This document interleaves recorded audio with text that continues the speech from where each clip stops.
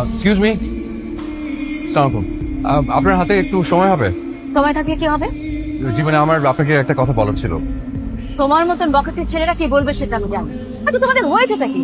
এতদিন তো জানতাম তোমরা ইয়াং মেয়েদের পেছনে পেছনে ঘোরো, এখন দেখবে আমার বয়সী মানুষকেও তোমরা ছাড়ছো না। আমি অনেকক্ষণ ধরে দেখছি তুমি আমাকে ফলো করে আসছো। কি মানে? হচ্ছেটা কি সব? আপনি আসলে আমাকে ভুল বুঝে বসে আছেন। আমি আসলে সরি আপনাকে ডিস্টার্ব করার জন্য। ঠিক আছে, ফাইন না আমার। আয়, তোমার নাম কি?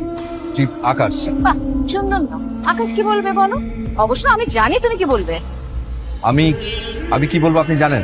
তুমি বলবে আপনি দেখতে খুবই অস্থির সুন্দর, ফিল্মের নায়িকাদের মতন। উফ, এসব শুনতে শুনতে আমি মানে, আচ্ছা শোনো, যা বলবে ভেবে চিনতে বলবে। এই যে ওকে দেখছো না, ওর বয়স 12, আমার ছেলে। হ্যাঁ হ্যাঁ, আমার আরো একটা মেয়েও আছে, সে ঢাকা ইউনিভার্সিটিতে প্রথম বর্ষে পড়ে। ভেতরা বুঝছিস শোনো বলবো। আমি আপনাকে আবারও বলছি যে আপনি আমাকে আসলে ভুল বুঝেছেন। আমি ওরকম ছেলে না। আমি আসলে একটা শাড়ি কিনতে এসেছিলাম। আমি আসলে নিজের শাড়ি চিনি না তো, তাই আপনাকে দেখার পর মনে হচ্ছে যে আপনাকে একটু অনুরোধ করে যদি একটু হেল্প করতেন আমাকে। Really? শাড়ি কিনতে এসছো? জি। কার জন্য কিনতে?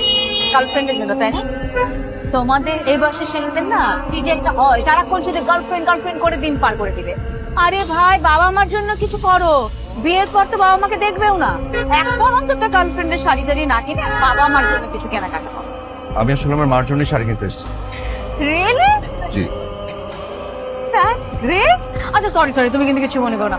অ্যাকচুয়ালি হয়েছে কি, শিক্ষকতা করি তো, যেখানে যেখানে জ্ঞান দেওয়া শুরু করি। জানো, মাঝে মাঝে তো আমি আমার হাজবেন্ডকে উপদেশ দিই। চলো আমি তোমাকে শাড়ি কিনে দিচ্ছি।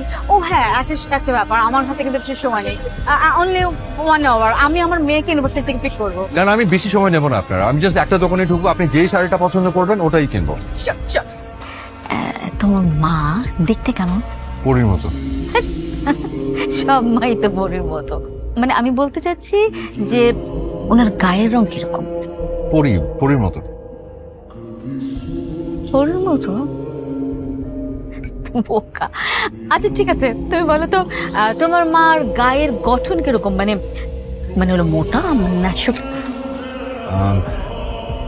কি বলবো, মানে একদম পরীর মতো।